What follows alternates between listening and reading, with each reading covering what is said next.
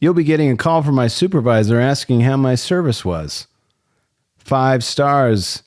5 stars. Welcome back to Should You Watch This with the Popcorn Priest, the weekly podcast where movie enthusiasts, ex-movie theater projectionists, new and old friends take the time to talk about a movie that we just watched and answer that very question, should or shouldn't you watch this? There's something out here.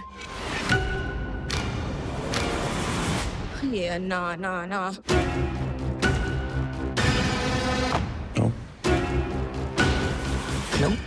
Nope. Mm-mm. Nah. No. Nope. No. No. Nope. Hell no.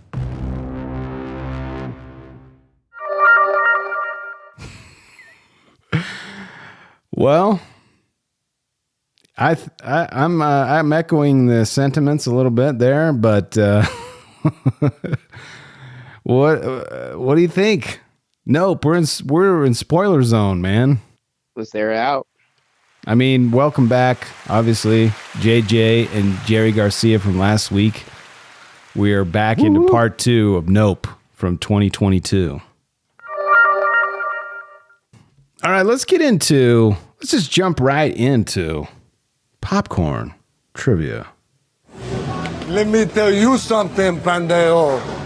So I don't have a lot of trivia because some of it we talked about last week, but I tried to cherry pick the best ones that I thought were most interesting to me.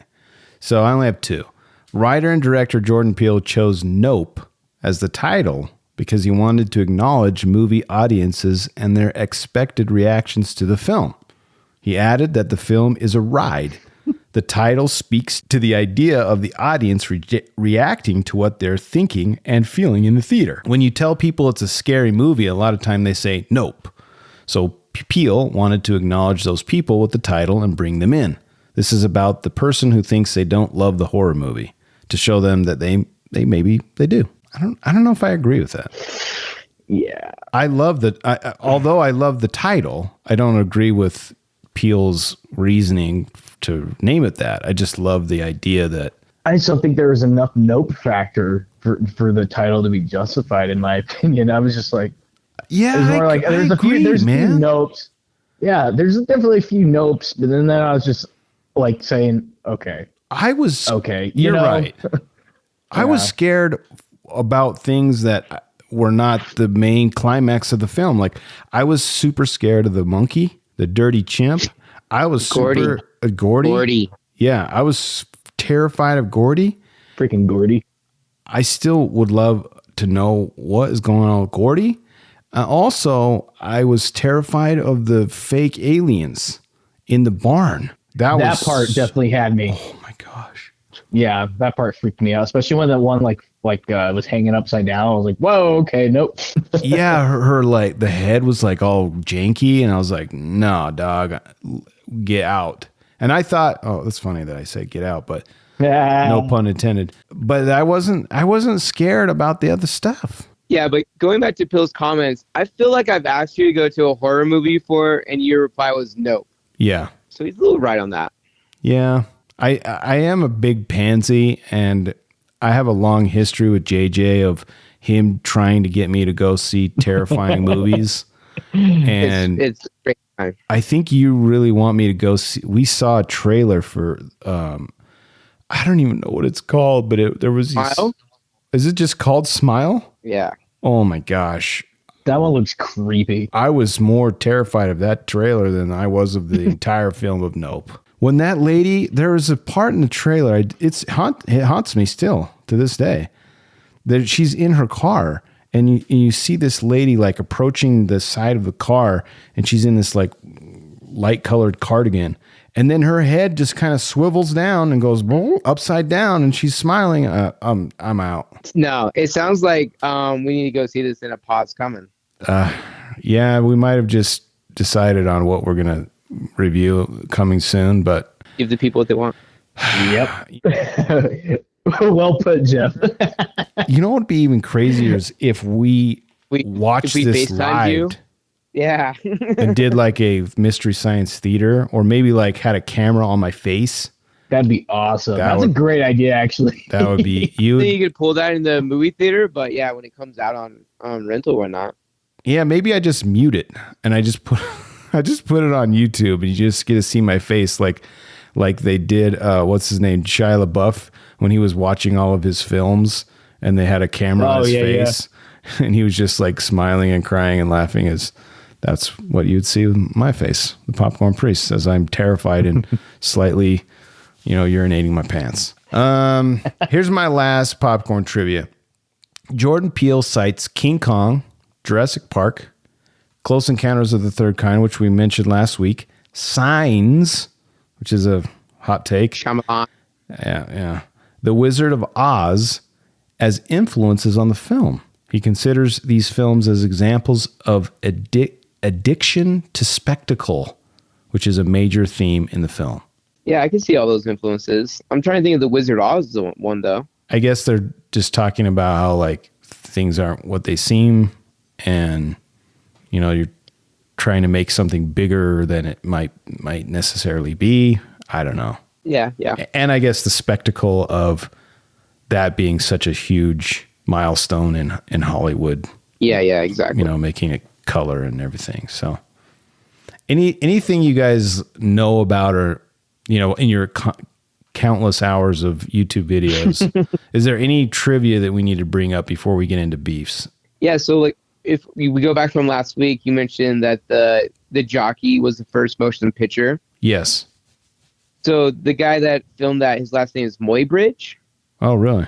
So Muybridge actually murdered his wife's lover. It's a little scandalous.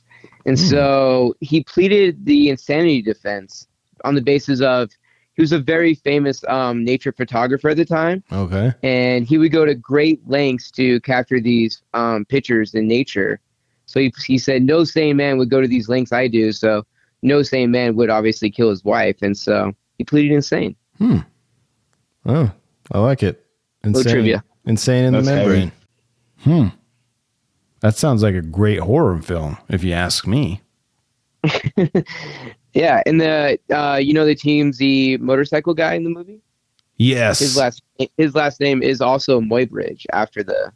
Oh, that's very, very cool. Little trivia. I like that. That's. I'm glad you brought those up. I didn't read about that at all. That's awesome. And then I also saw. I mean, I should have done this by the numbers because it is a number, but the nickel that falls and kills Otis Sr., the date on it is 1979, and I guess that's the date of Jordan Peele's birthday, his birth year. Ah, I'm also a 1979 birth. Yeah, represent. Birth moment. But did you ever see the Mythbusters when they disproved the penny myth from a skyscraper? Yes, I did see that, and I enjoyed every second of it. It can't kill you. Yeah, that nickel's not gonna, unless there's a gigantic mystery force behind it. Which is, I guess, what this one is, right? Exactly. Yeah, I guess it works out. It's spitting nickels. All right, we got to get into. Where's the beef? Hey, where's the beef? Where's the beef? Oh my gosh, I just hit that twice, and probably for good measure. There's a lot of beef. I have many beefs. Do you want me to go first? Go ahead. Yeah. I mean, the biggest beef I have, and I have a counter to my beef at the end of this episode because I found something really cool from Time Magazine, an article from Time that really encapsulates what I think this movie should be about. But I mean, if I could encapsulate my whole beef into one giant side of beef, it doesn't really seem to go anywhere. I feel like it just let me down, man.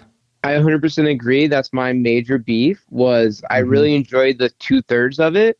And I was waiting for that big payoff, and it didn't happen. He didn't stick the landing on this one, I don't think, in my opinion. Yeah, there's such a huge buildup, and there's no payoff. No payoff, exactly. Really. What I felt. Yeah. Yeah. I mean, that's probably, I don't know if you can like, if we can go into detail about other beefs, but that's kind of it for me. There's so many loose ends they don't tie. Like the monkey, I still don't get the monkey, the shoe that stands up on its own. I mean, yeah, dude. Why?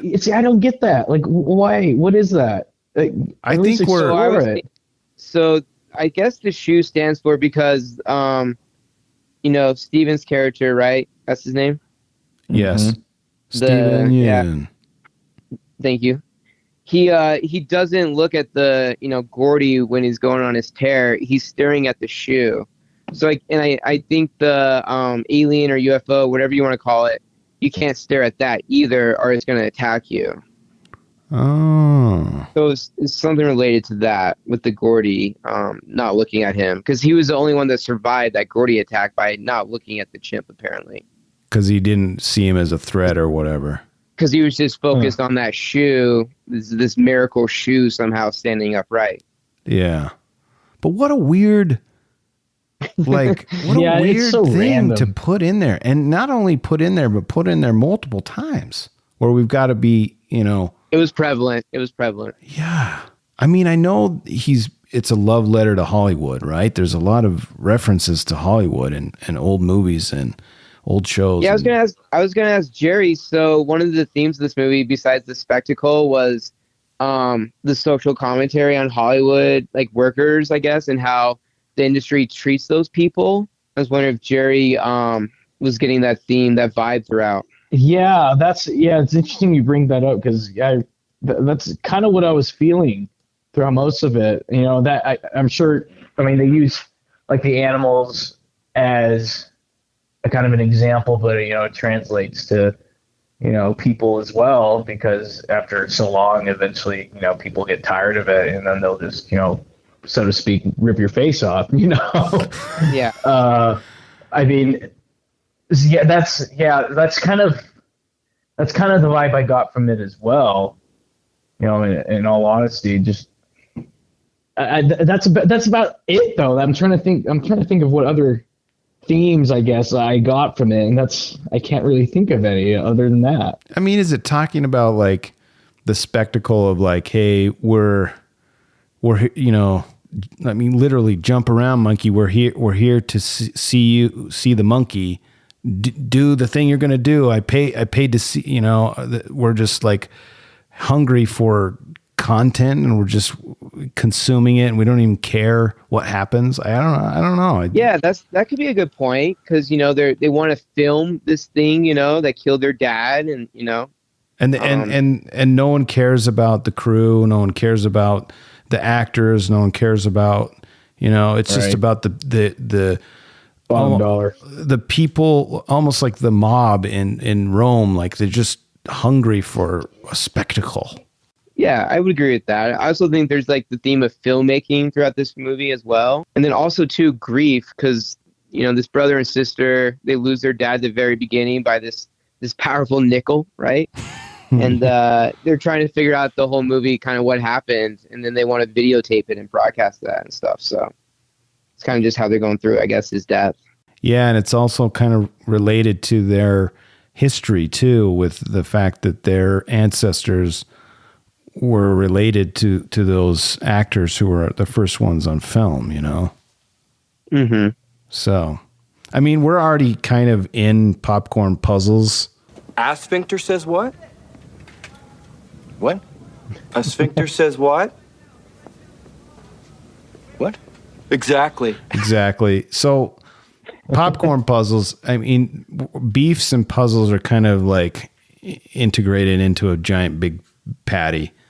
But like I have like 4 big puzzles. We already talked about the chimp one, and I looked this up because that was my biggest one. And so although Jordan Peele did not explain the significance of the deadly chimpanzee attack witnessed by Jupe as a child, according to an analyst, again, thanks Jordan for not telling us, published in Variety, it is meant to show that you can't tame a predator and mankind will risk everything for the spectacle. Jupe exploited the Gordy's home massacre for profit, and similarly thought he could tame the creature for a show business opportunity.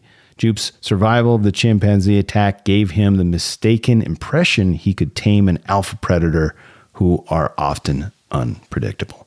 So Jordan doesn't give us an answer. We got to rely on some guy on Variety. Like, come on, man. Yeah, but that's just one of his themes of the movie, I feel like, for sure. I guess I'm a dummy, but I didn't get any of that, man. I didn't get any of that when I was watching it. I was just like, I'm look at that shoe. What is it?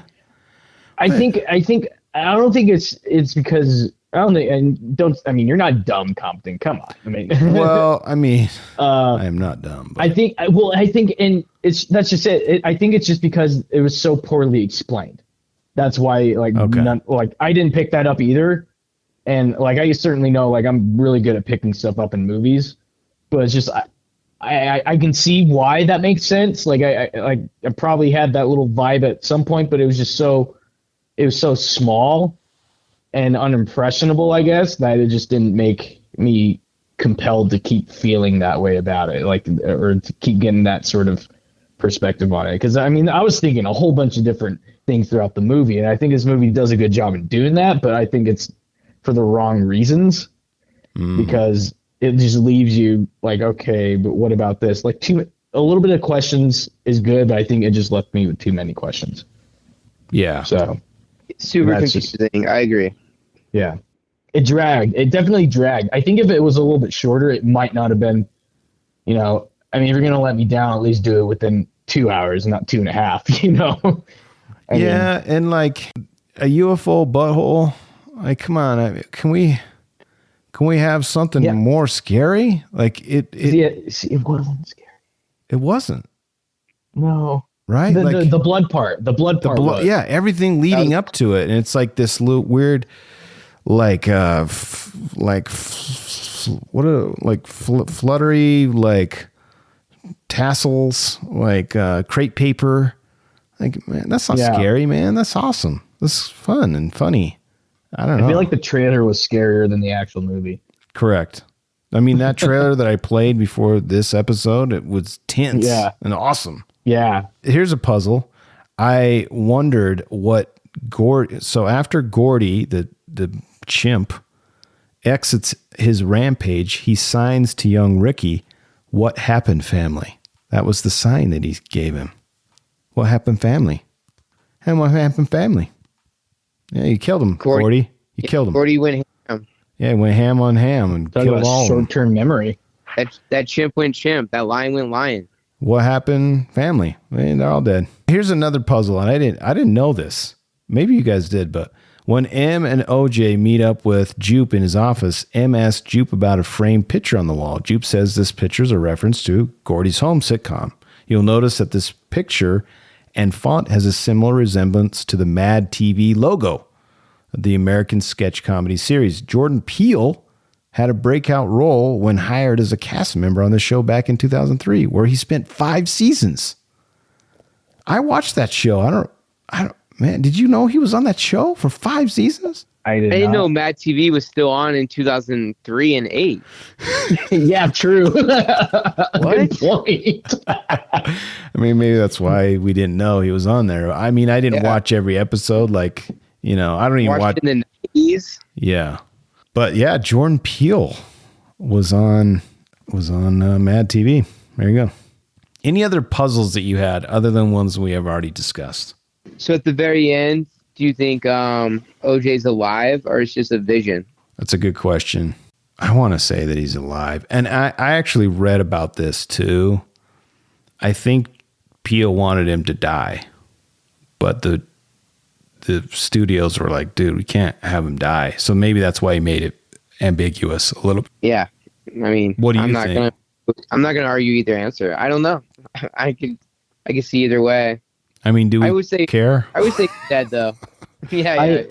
I honestly, I'm going to be honest, I kind of forgot how it ended. I was like, what is going on? I didn't even remember that he possibly dies or doesn't die. I thought he came back. I don't know. You're like, is it what are we? I had so many questions running. I had too many questions running through my mind by that point of the movie. I was completely zoned out trying to figure out the rest of them. But I got another question All or puzzle. How do you think Chris movie? Kattan feels about this? Oh, dang. That's a hot take on Chris Kattan. He gets a shout out in the Gordy skit He about does. some fake SNL skit, apparently. Yeah. Well, and Do you I think he Joe played a could be in this monkey in some of his. There was a couple of sketches where he played a monkey, Oh, okay. So he actually did play a monkey. but yeah, not to this extent. And poor Chris Kattan, I've read a lot about it. He like injured his back and neck on SNL, and like they gave him the shaft, and like it really jacked him up, man. If you look at him now, like he's got like a fused neck, and he couldn't work. He couldn't work for a long time. Poor guy, man. He's got this shout out now in Nope, so he's doing better. We love you, Chris Kattan. Thanks for listening. I think this is probably if we don't have any other beefs or puzzles. I mean, it sounds like it's strewn all over the floor, just next the whole to movie's a puzzle. Gordy's victims. But I just want to get into Popcorn Redemption. I have exorcised the demons. So as you know, Popcorn Redemption is where we talk about what we liked. So we're not ending on such a downer note. I have a couple of redemptions, but you talked about this, Gerry, last week. But I love that this was filmed with IMAX cameras, and this kind of goes back to what JJ was mentioning last week too. You mentioned it was the first horror film to be filmed with an IMAX camera, and I can't. Number one, we debate on whether this is a horror film or not, but also, really, this is the first a horror film to be filmed with IMAX? Like no one's ever done that before? I mean, what are the big name horror directors that would do that? James Wan probably. Yeah, that's a great one. Yeah, he'd probably be the first one that I could think of. And Anderson, Wes Anderson. Oh yeah, does he do horror though? Wes Craven? Wes Craven. Oh, Who am I- yeah. No, not Wes Anderson. I was Wes like, Craven. Anderson? I was like, like, dude. no, that's not it. That's not Wes it. Anderson does a horror movie, I'm in. That would be rad. That would be rad. That would be Hint cool. went Wes Anderson. I may just have given you your redemption. I don't know. Bill Murray as the bad guy. Oh my God, Bill Murray's got some range. He'd do a great job. You're welcome, Wes Anderson. Yeah, I can't imagine like maybe some like Korean films or something. I don't know. Like crazy. This is the first time a horror film, which we don't think it is, but it's classified as that, is filmed with IMAX. But did you guys know that the voice of the TMZ journalist on the motorbike was provided by the great Nicolas Cage? Say what? Wait, what? Yeah, the voice of the electric motorbike at the climax of the film, the TMZ journalist, that's Nick Cage's voice. I had Holy no idea. Cage. No idea. Neither Nicolas did Cage I. in This movie. What? I was swimming in Gordy's carnage and trying to figure out all that, and but now I kind of want to hear those scenes so I can place Nick Cage's voice. But yeah, Nick Cage. This movie just moved up, right, in the rankings. I mean, yeah, Cage. it's hard to do that, but Nick Cage for sure elevates this film. We talked about the similarities to Jaws, and they're numerous. The flags stuck in Jean Jacket's mouth are similar to the barrels stuck in the shark's mouth. Also, Antlers is clearly a Quint character. His flying purple people eater speech reflects Quint's USS Indianapolis monologue, which is the most amazing monologue of all time. And also the scenes where Antlers is manually rolling his camera are the same as Quint reeling the fishing pole when he's fishing for Jaws, which I think are really cool kind of homages. For sure. And Yeah, we already yeah. talked about my last redemption last week, which was the Jordan Peele kind of sticking up for John Carpenter being the greatest horror director of all time. And I would agree. Anything else you guys loved or you want to talk about about the film that needs redemption? No, I think you covered it all. Just going back to like last week's 5 reasons. Jordan Peele is a great visual cinematography, music, some great acting, storyline. No. And the payoff. Yeah, Nope. but yeah. Nope. Visuals, everything else. Awesome. I agree. Yeah.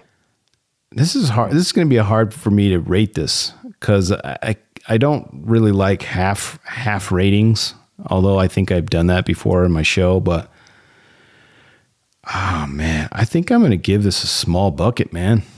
I would like to know how much creative control Jordan actually had over this. That for me, I know can make or break a movie. So I'm just wondering. Yeah, I just wonder if he had a basically final cut for this or not. I mean, we know. Do any of you know that? Based on the discussions, or at least the little bit of research I did about how the ending was changed a little bit because they didn't want people to die, but like some people to die.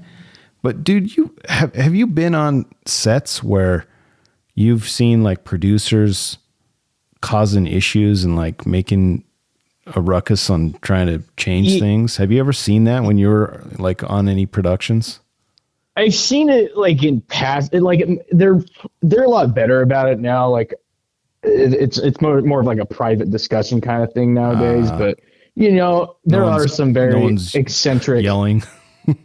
Yeah, I mean there have been some. I mean, not to that extreme like you would think. It's mostly done kind of Were you on the Mission Impossible set with Tom Cruise? Man, I really wish I was there for that one because see, like that's the thing. Someone like Tom Cruise, he's a very, I guess they say, passionate guy. So and he has a temper problem for sure, and people have definitely commented on that in the past. But I haven't seen it to that extreme. He's a man of his craft. Yeah. Which, yeah, and I get it. Like, I don't blame him for getting upset about that, It's, true. Yeah, for sure. I loved it. Yeah, no, I thought it was great. I was like, yeah, Tom Cruise. Tiny Tom Cruise. Get him, Tommy. What are your guys' ratings? What do you guys give this? Mine's out of 5. So I gave it a 2. But, like, what do you guys? You can give your own scale, but, like, mine's out of 5. Out of 5.